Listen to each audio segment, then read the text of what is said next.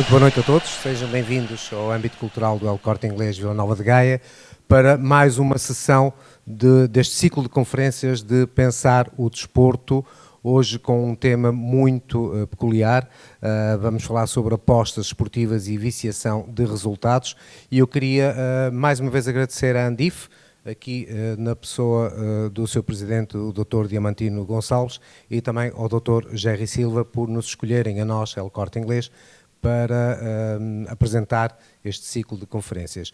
Passo já a apresentar também o moderador de hoje, é então o Rémulo Jonatas, jornalista da Quarentena da Bola, e também a nossa convidada, ou convidada da Andif, neste caso, a doutora Ruth Soares, e eu passo desde já a palavra então ao Rémulo Jonatas. Muito boa noite, muito obrigado. Boa noite a todos, obrigado eu.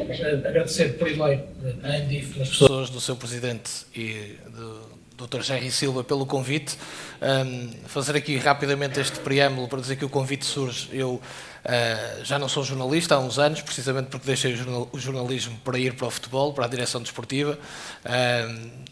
O Fernando está a dizer que não, porque um jornalista é sempre jornalista. Exatamente, vês como eu sabia. Jornalista sem carteira, pronto, assim é que é. Mas este convite surge também do facto de, nomeadamente ali, o meu grande amigo Dr. Jerry, saber que durante os anos de função de direção desportiva fui lidando muitas vezes com este tema e também com a doutora Ruth, que é, sem dúvida, a maior especialista em Portugal sobre este tema.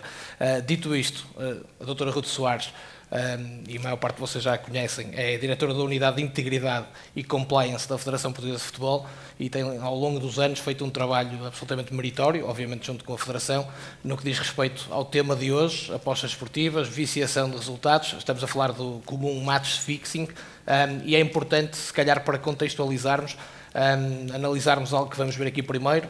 Quero apenas dizer também, como já repararam, porque estava no cartaz, que contávamos ter o Dr. Joaquim Evangelista, presidente do Sindicato de Jogadores. Tal não foi possível, um impedimento de última hora, que foi também à última hora comunicado à Andif, mas ainda assim, como eu disse, o mais importante é juntarmos cá e dar-vos parabéns também a vocês por numa sexta à noite estarem aqui connosco para nos acompanhar nesta reflexão e mais à frente vou pedir o vosso contributo, que é muito importante também, aproveitando a presença de uma especialista como a doutora Ruth. Vamos então ver um vídeo escolhido também pela doutora Ruth no aspecto que falamos de um projeto que é o Sports Against Match Fixing, em que a Federação Portuguesa de Futebol se envolveu de sobremaneira e que dá para perceber um bocadinho o que acontece aos jogadores, aos atletas, quando são envolvidos nesta malha.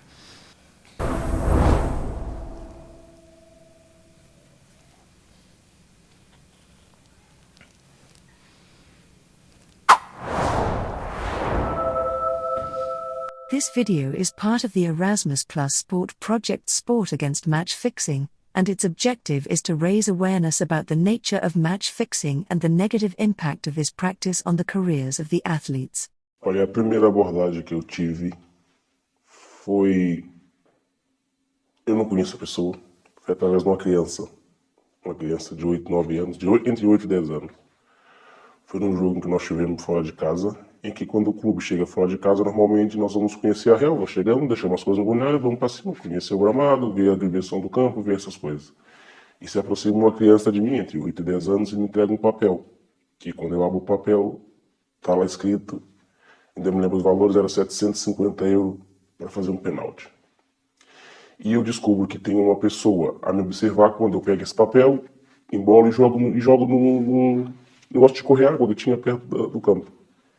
E nisso alguém deve ter visto e o mesmo miúdo volta até mim e me entrega outro papel, com um valor mais alto. Antes dizia 1.250 € por pênalti. Novamente eu faço o mesmo, e o miúdo retorna até mim e me entrega um outro papel, 1.500 € por pênalti. E eu rejeito, aquele joguei o papel fora, o jogo começa, e durante a partida, nesse jogo não perdemos, conseguimos empatar, mas nessa partida houve 2 pênaltis contra a minha equipe. O mesmo jogador que marca o pênalti, que comete o pênalti. E eu vou para casa pensar nisso. E eu penso, fogo, então eu não aceitei, não peguei, mas houve quem aceitasse. Pode ser coincidência ou não sei, mas essa mesma pessoa fez 2 pênaltis. Eu vou para casa pensar nisso. Passada uma semana, Aí sim eu recebo a ligação de um diretor de um clube. A me perguntar como é que era a situação e não sei o quê. E eu falei, olha, esquece comigo, não vale a pena porque eu não vou fazer isso por causa de 1.200, 1.500 euros, não é coisa que vai... E a resposta dele é, não, mas quem está falando desses valores? Eu quero conversar contigo a partir dos 10.000 euros. E eu já pensar naquilo, pá, não sei, não... Fui para casa, isso morava numa cidade grande, e fui para casa. Chego em casa, ele me liga novamente, a dizer, então, como é que é? Você quer conversar conosco, não quer? Qual que é, o que você pensa? Eu falei, opa, eu não sei, eu acho que eu eu sozinho, não tinha pessoas para pegar um conselho, um amigo para perguntar, estava sozinho, pronto. E naquele momento balancei um bocado. E ele pega e fala, olha, você tem que responder rápido, porque o meu pessoal já está aí, eu tenho 4 jogadores seus já da sua equipe confirmado, e se você não me confirmar que sim ou que não, tem que ir atrás de outro. E, inclusive, se você falar que não, eu tenho que conversar com o seu treinador para poder não te colocar em campo e colocar quem queira. E nisso eu aceitei encontrar com essas pessoas e me deram o nome das pessoas que estavam já no clube que eu estava, que também já estavam, já tinha aceitado a proposta. E eles falaram, você vai perdendo ou não, a diferença é que você vai perder sempre, a diferença é que uns vão ganhar dinheiro e outros não. E aí aceitei a maior meta da minha vida em pegar aquele dinheiro. E peguei aquele dinheiro e ainda pior, nessa partida ainda corre mal. Ou seja, não deu o que eles queriam. E aí quem já me liga a partir desse momento que o jogo corre mal já não é mais o diretor do clube, já são pessoas mais complicadas, vamos dizer assim. A me obrigava a dizer que eu tinha que devolver o dinheiro ou... E eu falei, opa, devolver o dinheiro eu não posso porque eu já não tenho mais dinheiro comigo e eu não posso devolver. Então você tem que fazer outra partida. E a partir daí aquilo vai virando meio que um bolo de neve e a pessoa já não consegue sair. E no último jogo da época é quando a polícia me aborda no estádio. O jogo finaliza, a polícia me aborda no estádio e me dá a pior notícia da minha vida, que é que eu estava detido. E o óbvio já sabia daquilo, né? Eu sabia o porquê. Não sabia que era tão grave. Agora, quanto ao que fez com a minha vida, destruiu minha vida toda. Eu acho que foi o maior erro que eu cometi na minha vida, porque além do ter o que eu tinha, o contrato, além do meu sonho realizado, que todo sonho de um jogador é começar de baixo e chegar lá em cima, e quando eu consigo dar esse salto, o meu chão desaba e eu vejo que... E meu chão não desaba porque desaba porque eu é que abri, eu é que fiz aquela merda que o meu chão aconteceu aquilo. E o impacto da minha vida foi muito, muito, muito grande, não só minha, como da minha família. Então o recado que eu deixo para todos é que não entrem nesse tipo de situação. Se estiver sozinho, procura se informar, procura amizade, procura amigos, procura pessoas que possam dar uma palavra mínima de conforto, uma pessoa que possa te ajudar verdadeiramente. Uma pessoa que chega perto de você e te oferecer esse tipo de coisa, imediatamente diga não cometa o mesmo erro que eu cometi. Até porque, além do sonho que você vai estar perdendo, além do sonho, da sua carreira estar jogada fora, você vai arrebentar com a sua vida e não é só sua vida. Você vai arrebentar com a vida da sua família que depende de ti, sua filha, do seu pai, da sua mãe, dos seus irmãos. Por isso eu acho que é uma vida que não vale a pena. Por isso é um recado que eu deixo. Diga não. In case you have been approached or you know someone who has been approached to manipulate a match, report this to your federation. Not reporting can bear serious consequences. Remember that by reporting you are also contributing to the protection of the sport we all love.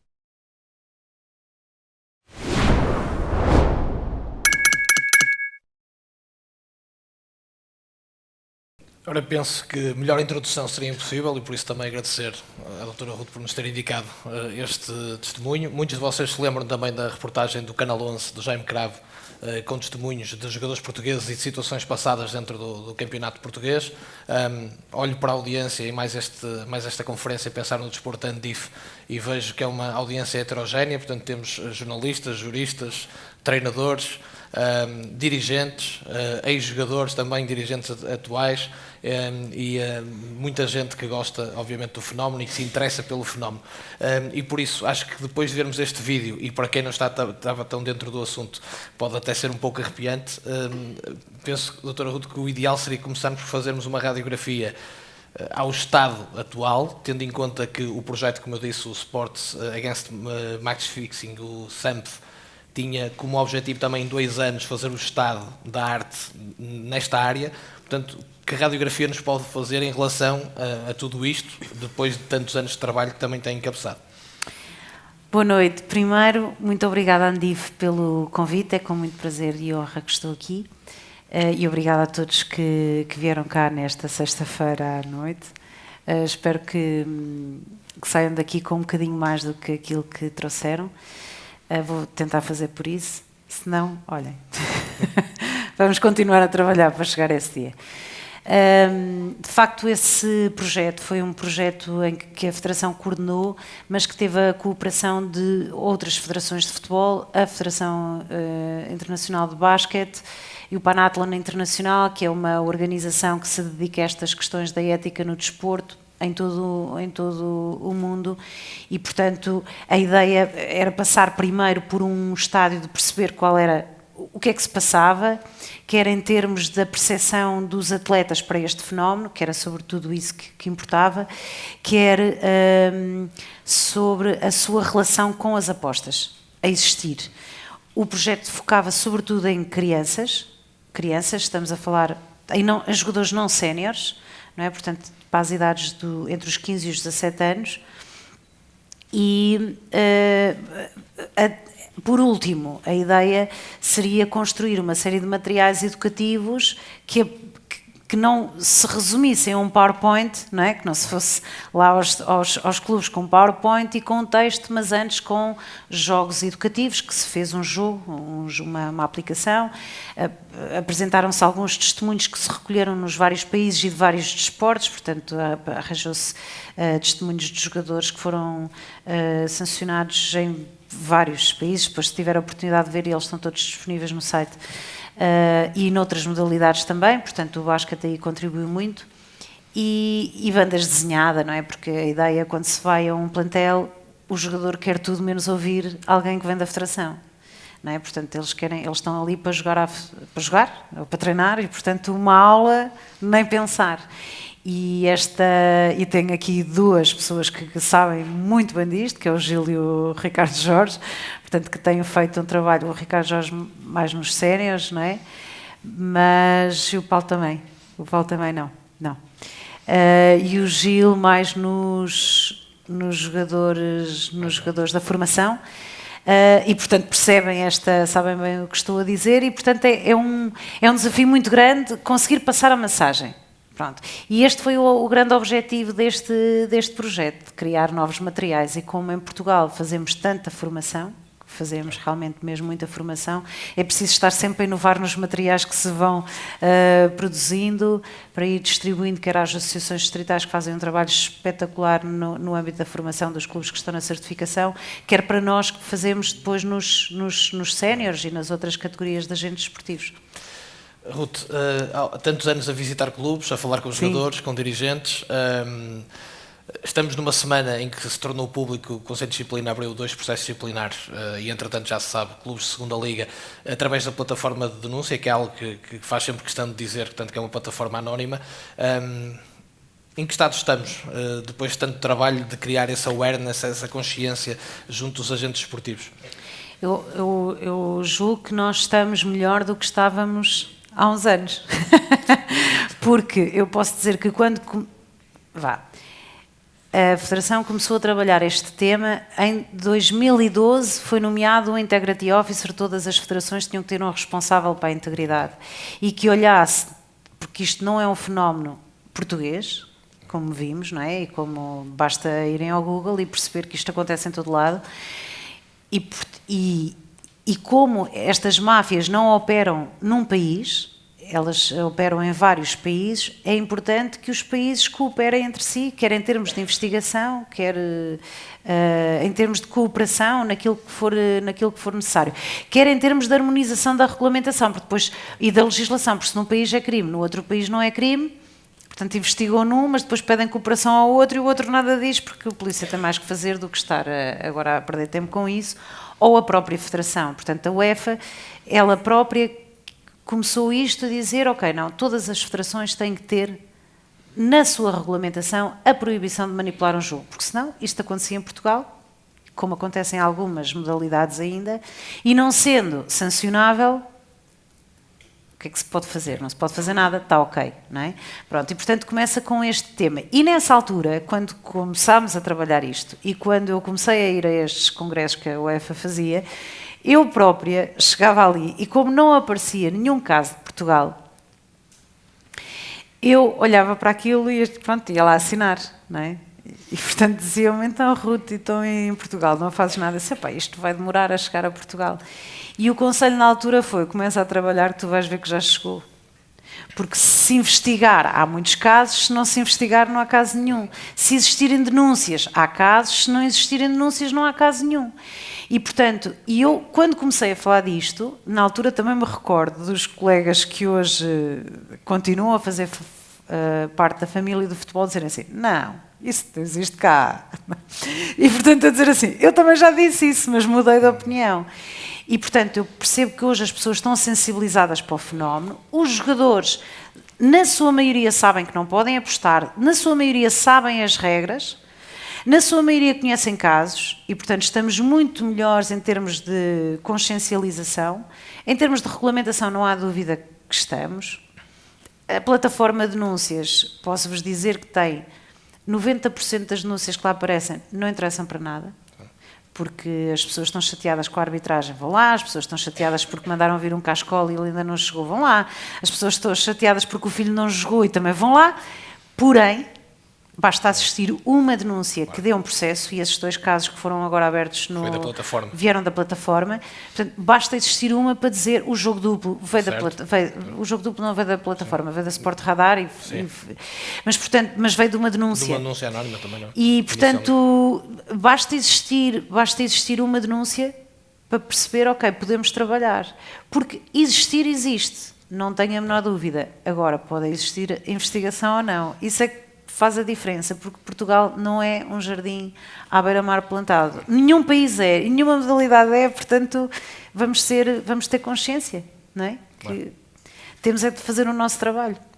A doutora citou aí algo que é o jogo duplo, que eu acho que é o momento em que aqui acordamos mais firmemente para a realidade. Foi desde 2017 que a própria Federação também, nós já tínhamos a regulamentação, já tínhamos, em Portugal já era crime a manipulação de jogos, já existia uma lei, e portanto estávamos muito avançados, mas nós em termos de legislação estamos sempre avançados, somos sempre, não é? Quem tem uma legislação espetacular, mesmo que ela depois não funcione, mas temos.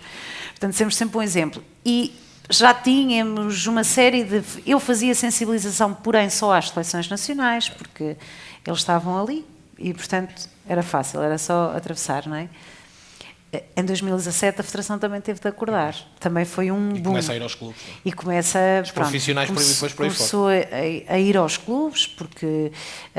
mas pronto, foi aí que também desenvolveu a plataforma de denúncia, que começou a fazer-se uma série de... Porque não se percebia a dimensão da questão, não é? Repare que o jogo duplo foi uma investigação de 2 semanas e meia, e em 2 semanas e meia prenderam 28 pessoas. Portanto, põe-nos a pensar, e se tivessem investigado um bocadinho mais, não é? O que é que poderia acontecer? Isso criou também, e eu tenho sentido isso, lá está, nos clubes onde tenho trabalhado, e julgo que os dirigentes que estão aqui, que o jogador realmente, como a doutora dizia, está muito mais consciente e, por exemplo, se eles são abordados por alguém, maioritariamente ou com o capitão, ou com o treinador, ou com o dirigente, eles acabam por vir dizer, Mas, por exemplo, tenho reparado muitas vezes, e já aconteceu até nos clubes onde eu estive, que a doutora foi lá, e lembra-se seguramente que quando a doutora diz ao jogador não podes apostar, eles ficam todos, alguns até meio ofendidos, mas não posso apostar em quê? Não é? Exato. Não posso apostar no meu campeonato, mas posso apostar no resto, não é? E não podem, portanto, essa questão, apesar de todo o trabalho... E jogadoras. E jogadores, exatamente. Jogadores e jogadoras, exatamente. porque ambos não entendem porquê, porque não. Exatamente. Não é? E quando lhes digo, não, mas vocês até podem apostar em cavalos ou em basquete, noutras modalidades, dizem, mas eu isso não percebo, eu percebo. Exatamente. É disto. E, portanto, isso causa-nos bastante confusão, apesar do imenso trabalho e de muitos anos já de estrada, digamos assim, o que revela que ainda há aqui algo, não é? Na verdade, esta regra da proibição de apostar em competições na qual eles participam é, de alguma forma, compreensível. Claro. A outra não é assim tão compreensível, porque eles sentem-se limitados na sua liberdade, porque não percebem a motivação. Porque é que eu não posso apostar no campeonato espanhol? Sim. Não é? Porque é que eu não posso apostar num jogo que se passa do outro lado do mundo? Na verdade, as apostas são, se forem casas licenciadas, não é? São um divertimento legal e, portanto... Aquilo deveria ser um jogo de sorte ou azar e, portanto, apostar num jogo que se passe do outro lado do hemisfério, em princípio não teve qualquer intervenção e, por isso, eles não compreendem. E quando nós não compreendemos a lei, não sentimos a norma, não sentimos empatia por ela e, portanto, não a aceitamos. Porém, ela tem uma motivação muito grande, estávamos há pouco a falar sobre isso, e que é da prevenção da adição por jogadores. E este é um tema, é o tema, sem dúvida nenhuma, que nós agora começámos a trabalhá-lo também na Federação, que ninguém fala dele, mas se olharmos para aquilo que se passa em Inglaterra, que é uma federação de referência em termos de investigação, e porquê? Porque a polícia não liga e por isso a Federação tem de investigar, e a Federação tem a possibilidade de chegar ao pé de um jogador e dizer dá-me o teu telemóvel, e ele diz, não dou, porque isto são a minha intimidade, e portanto não dou. Ele, se não dás, estás a recusar cooperar, então são X anos de suspensão, porque recusaste a cooperação. E portanto ele dá. E quando dá e se percebe que aquele jogador é viciado em apostas, e portanto basta googlar e perceber a quantidade de jogadores que tem sido sancionado por apostar, exatamente, independentemente de ter sido na sua competição ou não, e eles no final, a defesa que apresentam é sempre, mas eu sou doente, porque eu tenho o vício das apostas e, portanto, se a pessoa é doente, não é inimputável, não é? E, portanto, este é o tema. Sim. Neste momento, é o tema. Sim. Há a questão do match fixing, que se percebe claramente que pode ter por trás a dimensão global das apostas e o que pode gerar. O Ricardo está aqui, sim, que nos ajudou muito numa série de formações a nível dos séniores. Eu não sei se o Gil percebe isto nos mais novos, mas eu posso dizer que quando vou aos plantéis e quando eu falo de match fixing, os jogadores sentem-se sensibilizados quando ouvem testemunhos como este ou como aquilo que se passou cá em Portugal ou outros do género, porque há alguns disponíveis na internet. Eles sentem alguma empatia com aquele jogador e perceber que podia ser eu a estar ali, mas ficam assim meio assustados e aquilo depois passa. Porém, quando se fala de apostas, 90% do plantel mexe a cadeira. Reagem, reage, falam uns com os outros, não sei o quê, mandam uma gracinha e, portanto... E até consigo, que eu exato. Até consigo. Exato, e quando eu digo, não estou aqui a tirar notas, vocês podem dizer, e portanto, mas é que qual é o problema de eu apostar para ganhar? E no final ainda me vem perguntar, e se não for eu, se for o meu pai que apostou? Exatamente. E se for a minha namorada? E vem, já ninguém está a ouvir e, portanto, percebe que não é a namorada, nem é o pai, nem é o tio, mas é a realidade que temos e temos de estar a olhar para ela, porque nós este ano, nós fazemos anualmente uma capacitação para os responsáveis de integridade e este ano tivemos ali um médico que trata jogadores que estão já em fase aditiva, não é? Sim. E que explicou toda a dinâmica disto, não é? Que é o jogador que começa a ganhar dinheiro muito facilmente e não tem a noção do valor do dinheiro. E ainda não está completamente mentalmente formatado, não é? Porque também há estudos que dizem que é só a partir dos 22 e, portanto, até essa idade ele acha que sabe, mas não sabe, não é? A minha filha tem 10 e então ainda já acha que sabe, não é? E, portanto, não sabe. E eles têm muita adrenalina, têm sempre muita vontade de estar sempre a competir e sempre a ganhar, e as apostas dão isso. As casas de apostas têm uma publicidade muito agressiva, porque estão sempre ali e estão sempre a oferecer bónus, e experimenta e tens 50 euros gratuito e não perdes nada. Um pouco um contrassenso, aliás. Houve um jogador que perguntou isso, então, mas eu posso ter na camisola a dizer Betano, etc. Mas eu não estou a falar da camisola, estou a falar mesmo daquele. Exatamente. Mas eu estou a falar mesmo daquele. Em princípio, o jogador também não anda assim. A camisola é para os demais, não era para o jogador olhar. Mas eu estou mesmo a falar quando ele liga o computador ou vai a site de apostas. São os argumentos que eles usam. Aqui, exatamente, mas sem dúvida nenhuma. E lhes aparece logo, sem eles gastarem nada, poderem receber 50 euros. Já recebem 50 euros desta, 50 euros daquela, 50 euros desta. Entretanto, apostam, ainda ganham 20 euros e começam a perceber que aquilo para eles é uma fonte de rendimento, e muitos deles estão deslocados da família e, portanto, sofrem ali um bocadinho de tédio, e por isso têm ali um amigo, não é? Que é o telemóvel, e às vezes o Instagram não tem muito mais, e portanto está ali, e aquilo começa a ser uma roda, e quando começam social, a perder, e quando começam a perceber que se calhar aquilo até pode não ser bom, não reconhecem o problema, ou têm medo de contar, ou têm medo de pedir ajuda, ou têm medo das consequências, e portanto isto é um processo complicado. É um processo complicado. Podemos, não sei se a doutora concorda, ver aqui em dois lados duas faces desta moeda. Uma é a questão do match fixing, que me parece que há muito mais consciência e que os jogadores estão muito mais dentro do assunto, e, como eu dizia, até já falam, e que aí está muito ligado a uma ideia que toda a gente tem e que não é necessariamente certa, que isto afeta o jogador em dificuldades, ou com salários em atraso, ou o jogador que ganha pouco. E depois há aqui o lado também afeta esses. Também afeta. Também afeta verdadeiramente. São mais frágeis, são mais frágeis, e normalmente esses núcleos o match tentam fixer atacar tenta aí, encontrar a fragilidade. Não é? Ele pode ter, que... No jogo duplo, nós tínhamos um clube que tinha salários em atraso, mas tínhamos outro e uma série de jogadores que não tinham salários nenhuns em atraso, só que ainda não tinham contrato, e portanto essa é a fragilidade. Só que depois aí as máfias andam atrás do jogador que foi pai recentemente, ou do jogador que tem a família. A fragilidade, qualquer fragilidade está bom. Ou então, nós entrevistámos um jogador do jogo duplo, até no âmbito deste projeto, mas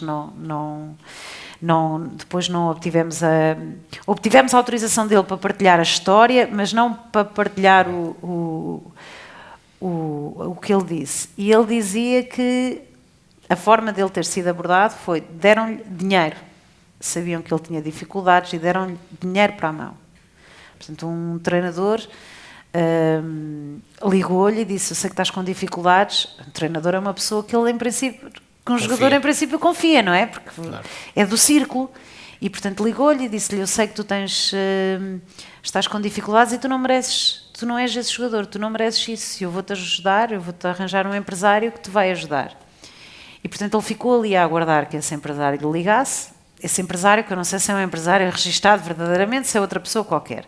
E que, portanto, o abordou e teve uma conversa com ele e disse assim: não, mas tu ficas comigo, eu para o ano vou-te arranjar um bom clube. Tu não precisas disto para nada, eu para o ano vou-te arranjar um bom clube. Ele vê logo ali, isto é uma ação Salvador, não é? E depois, olha, mas entretanto toma lá estes 3.000 euros, que é esse que o Jaime cá, toma lá estes 3.000 euros para te ajudar. E ele pega no dinheiro e não lhe pediu nada. Sim. E ele dizia-me assim: eu fui para casa e a minha mulher disse assim: isso não é correto, tu vais devolver esse dinheiro. Ele não lhe pediu nada. Ele, a única coisa que depois no final disse: olha, mas isto já está aqui feito, mas tu não tens que fazer nada. E ele sentiu-se na necessidade de ajudar. Ele disse: mas eu faço, o que é que eu preciso fazer? É pá, não precisas fazer nada, a única coisa, olha, tenta não marcar golo. Ou seja, ele já lhe estava a dizer: tu tens que facilitar, não é? E ele foi para casa e a mulher disse: tu vais devolver esse dinheiro. E ele foi para devolver o dinheiro. E não aceitaram? Não. Ele disse para mim: pá, mas eu pus a mão no bolso e o dinheiro sabia-me tão bem lá dentro. E eu não consegui dar. Eu não consegui dar porque eu tinha salários em atraso. Esse sim tinha salários em atraso. E eles enganaram, porque eles nunca me disseram que era para as apostas. Eles disseram que me iam ajudar. E, portanto, na verdade, estes jogadores, eles não têm uma mente criminosa. Eles não são um mau da fita. Mas são envolvidos com facilidade. Completamente, não é? E porém são eles que ficam com um cunho, são eles que põem a cara nisto, não é? São eles que estragam a carreira, são eles que estragam ali sonhos e que afeta a família, não é? As pessoas próximas, porque eles não foram feitos criminosos, não é? E os outros, por exemplo, no jogo duplo, ninguém apanhou estas máfias, não é? O que é que lhe diz a sua experiência? Isso ainda acontece muito? Apesar de todo este trabalho? Não, é difícil o que é que eu consigo? Eu consigo perceber que os plantéis estão diferentes em termos de conhecimento. Consigo apreender que nós temos muito trabalho feito e que Portugal é muito reconhecido lá fora pela formação que faz. Isso eu posso garantir que sim. Agora, eu não consigo dizer que um atleta hoje em dificuldades que diga, pá, eu não vou receber esse dinheiro e tu não me estás a pedir nada, eu não vou receber esse dinheiro, ou já que este clube não me paga, eu vou arranjar outro trabalho. Eu não consigo garantir isso, porque ele continua a ter um sonho. Como é que se está a voltar a isto? Ou seja, a Federação está no sentido da formação? A Federação só consegue fazer a formação.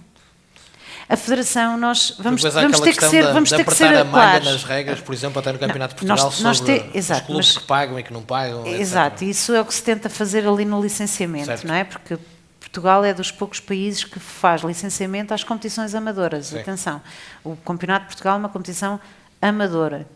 Não é nem semi-profissional, é como a Liga 3, não é? Eu pergunto isto ao doutor, depois do que fica do lado de quem está dirigente, os jogadores, mas então como é que se melhora isto? Exato, eu compreendo isso. E há uma série de políticas que eu acho que se poderiam adotar, porém não me compete. Claro, muito sinceramente. Portanto, posso dar a minha opinião quando me perguntarem nesse âmbito.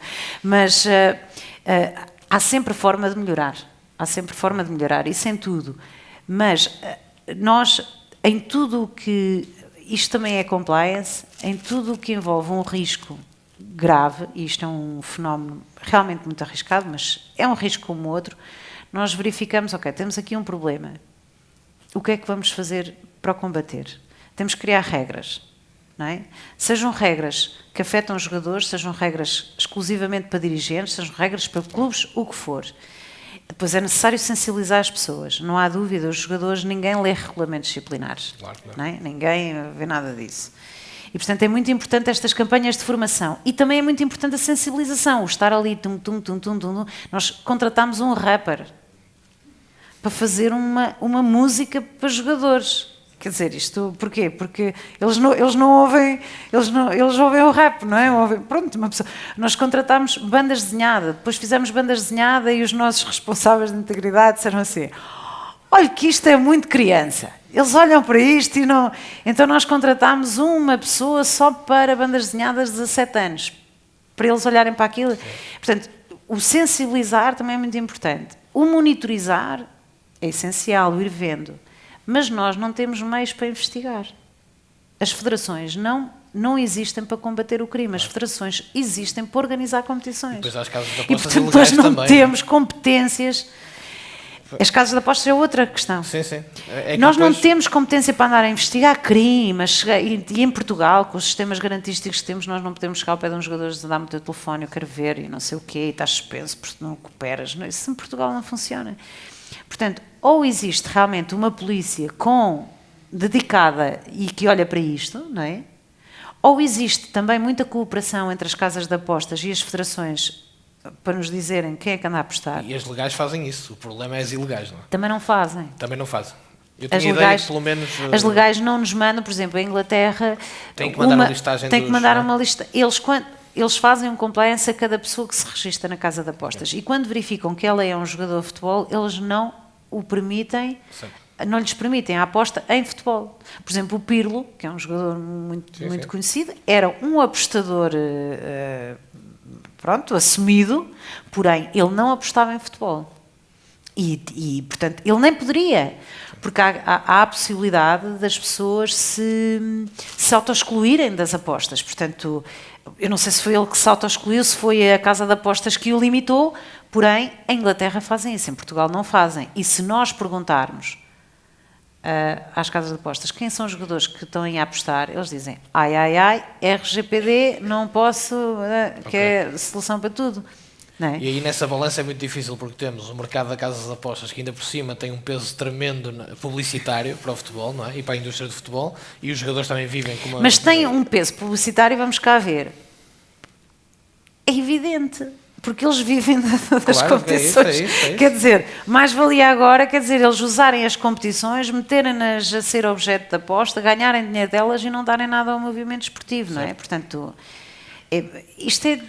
O balanço é difícil. O balanço linha, é difícil. Não é? Por isso é que as federações e as associações, não é? Os organizadores de competições, quase que se têm que limitar, mas aí que façam um bom trabalho, à formação.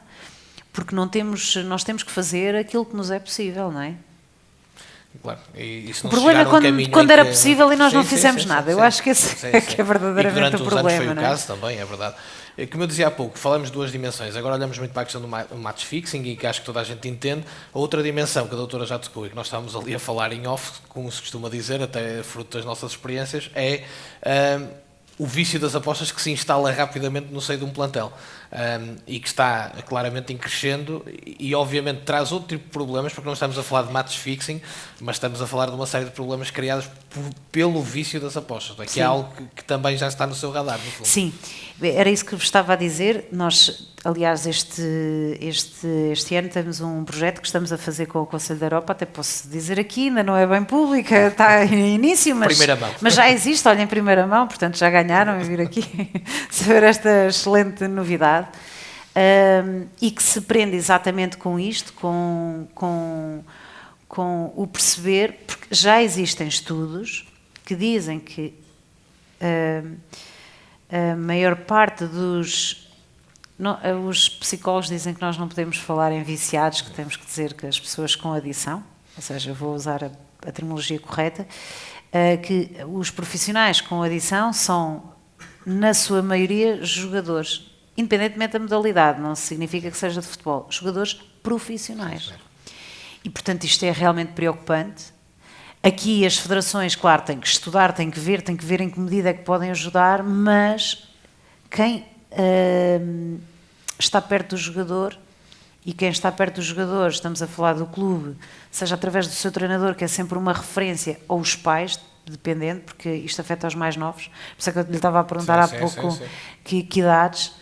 E eu conheço miúdos que jogam com 14 anos e que já me disseram assim, não numa sessão de formação, mas fora, portanto no meu ambiente, no meu círculo, dizem, não, mas se qualquer coisa isso também aposta-se. Eu, não estou a acreditar, olha, anda cá rapazinho, não é?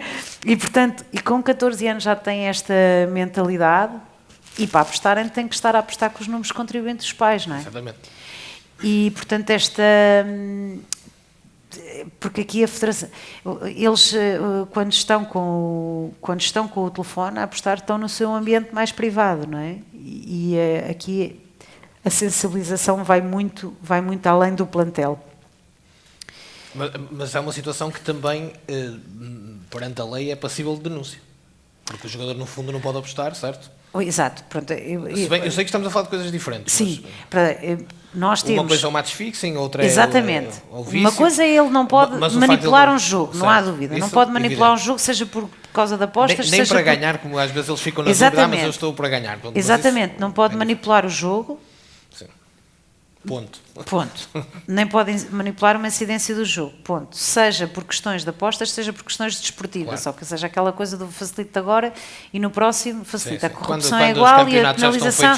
Exatamente, a penalização é a mesma. Como também não pode receber para ganhar, o tal recebimento indevido. Portanto, há aí uma série. Lhe perguntam muitas vezes. Exatamente.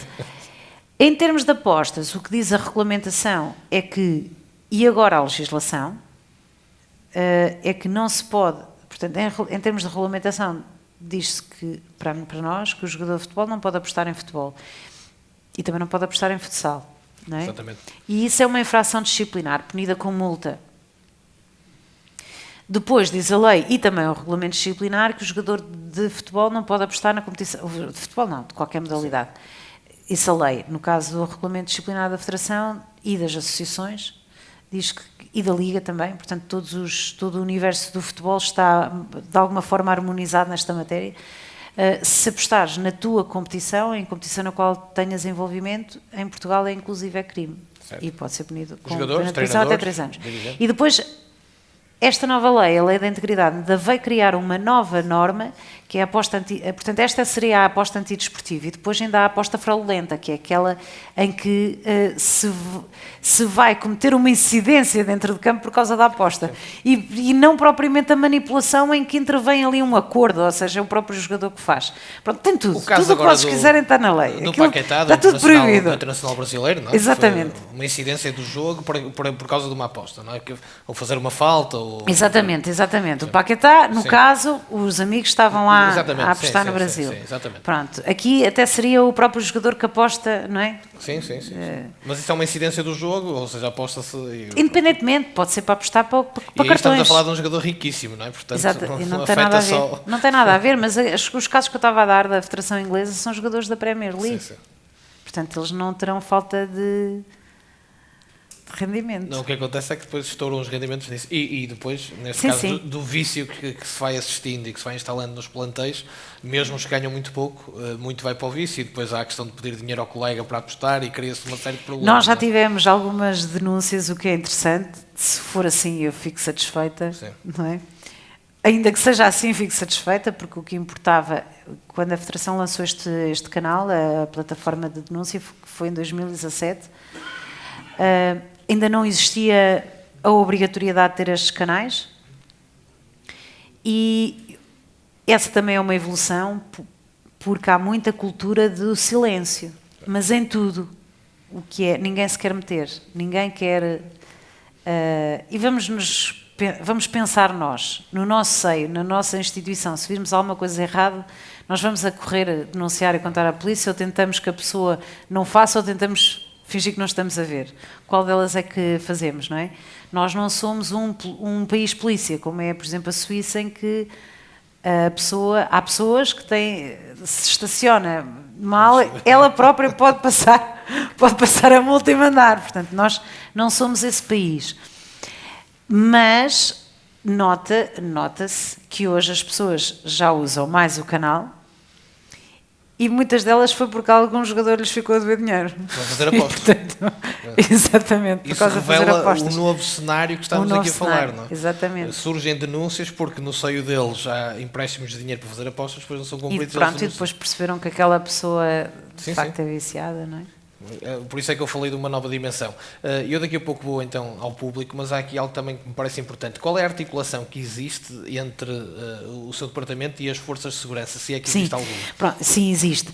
Na verdade, agora a Federação passou a fazer parte da Plataforma Nacional de Combate à Manipulação de Competições Esportivas. É um nome assim grande, mas esta plataforma é uma plataforma que é obrigatória por uma convenção que existe também a nível europeu para tratar este fenómeno da manipulação de competições, que é a Convenção de Macolan, e que estabeleceu que todos os países membros, basicamente também a Europa, queria que todos os países tivessem uma legislação mais ou menos equivalente para poderem cooperar, não é? E o que ela dizia é que, e bem, não é? As coisas só se conseguem se existir cooperação. Ou seja, se existir cooperação com as polícias, se existir cooperação com o movimento esportivo, e, portanto, eles estabeleceram quem é que deveria... E as casas de apostas também.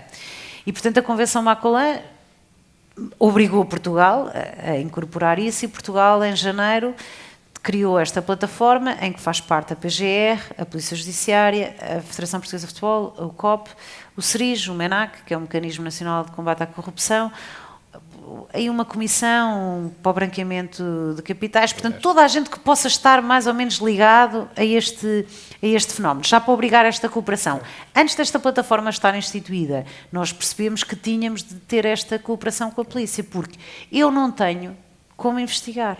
A informação que chega à Federação tem que de alguma e, portanto, forma... Exatamente. E as instruções que tive quando, em 2016, posso dizer que o Dr. Fernando Gomes me apresentou a uma pessoa e disse: Ruth, tudo o que você receber naquela plataforma é esta pessoa que envia.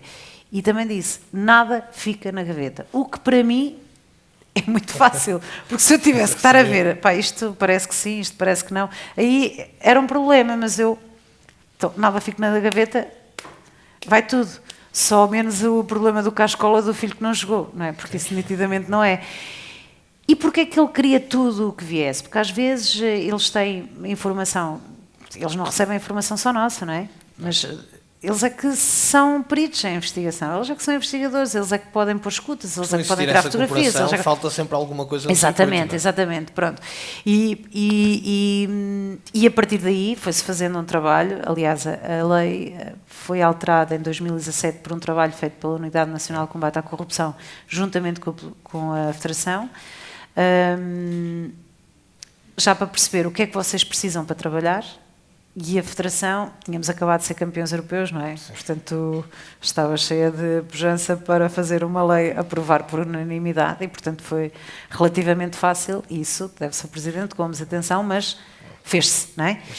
E a cooperação continua desde aí. Hoje, a plataforma está criada, a plataforma já reúne, mas já todos nos conhecemos, porque já cooperávamos em momento anterior. E a partilha de informação é A partilha de informação, vamos cá ver, isto a partilha é um termo que vale para toda a gente partilha a polícia, mas a polícia não partilha nada com ninguém, não é? Portanto, aquilo é one way, não é? Portanto, nós mandamos, as casas de apostas mandam, o COP manda, se tiver, toda a gente manda, mas eles recebem e fica.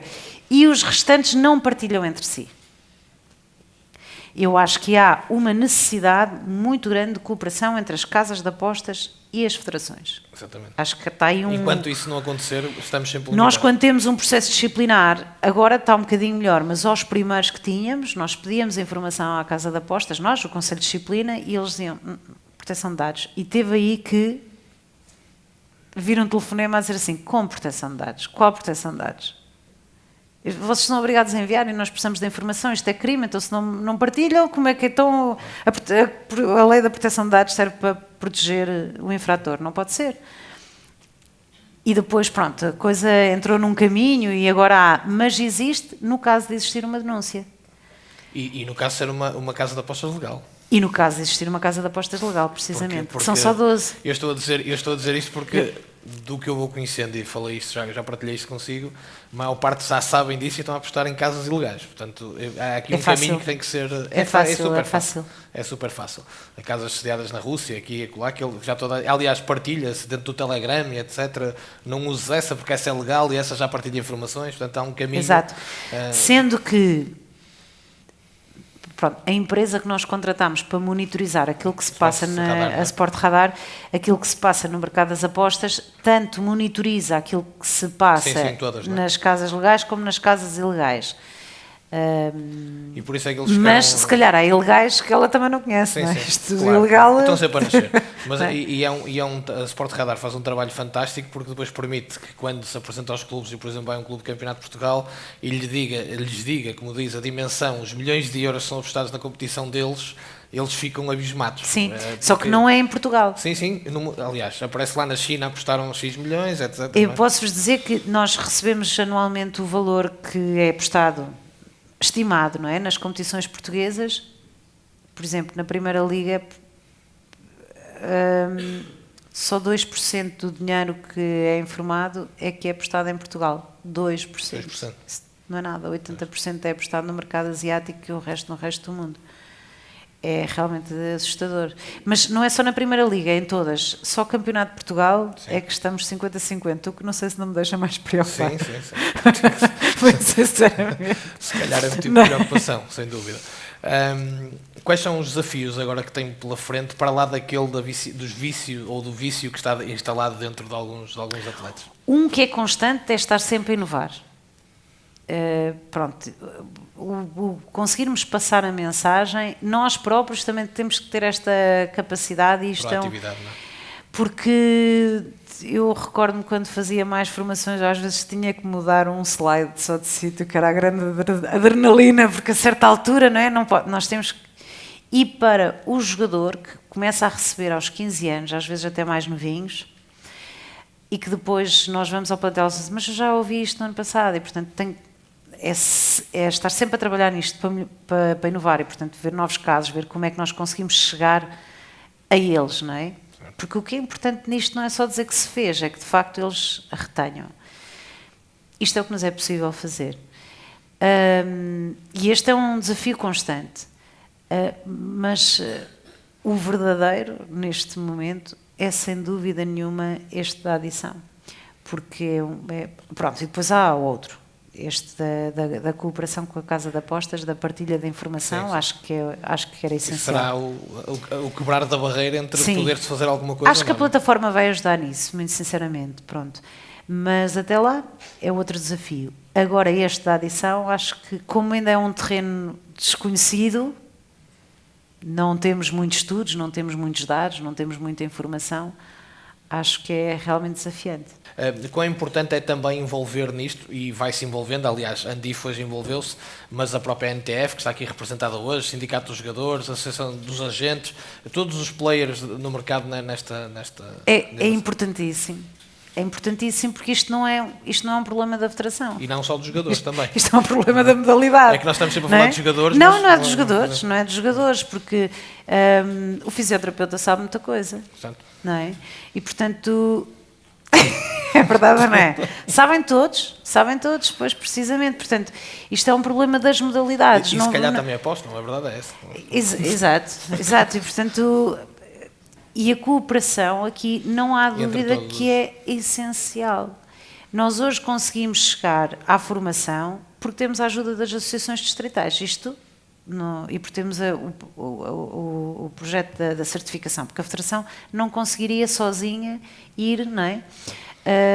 Nós hoje vamos aos cursos de treinadores, ao curso dos árbitros, porque há esta abertura também da parte das classes, porque se eu falasse com o Conselho de Arbitragem, disse, olha, vocês têm aí na academia, preciso de fazer uma formação. Isso agora não é. Não é para os árbitros. Pronto, já não é para os árbitros. Já parou ali, claro. Não é?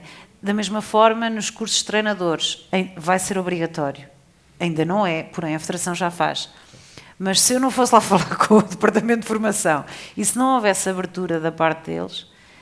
Olha, se não houvesse abertura da parte da Andif, ninguém estava a falar deste tema. Exatamente. E, portanto, eu acredito, tenho a certeza absoluta que todos levaram um bocadinho, não é? Daquilo que é impossível. Se nós vamos a uma conferência, se não levarmos dali 10% de alguma coisa, não é? Estamos mal. Portanto, se levaram 10% já é importante. E amanhã vão-se deparar com uma questão desta natureza, certamente, com alguém e podem ajudar também um bocadinho, porque isto tem que ter a ajuda de todos. Não há ninguém que sozinho consiga fazer nada, acho eu. Temos que arregaçar as manhas juntos. Eu pedi uma salva de palmas para a doutora Ruth depois desta... Obrigada.